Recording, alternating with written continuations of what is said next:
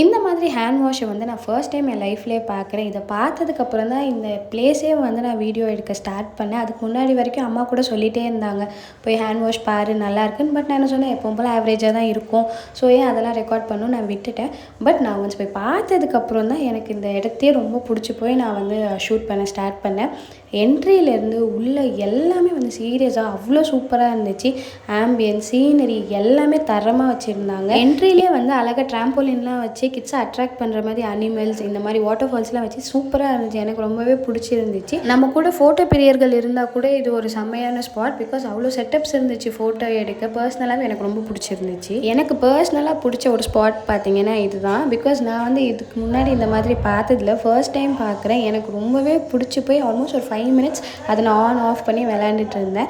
எனக்கு இந்த பிளேஸ் ரொம்பவே பிடிச்சிருச்சு. இது எங்கன்னு பார்த்தீங்கன்னா சென்னை டு பெங்களூர் வர வழியில் இருக்குது. So it's a must visit பிளேஸ்ன்னு சொல்லுவேன்.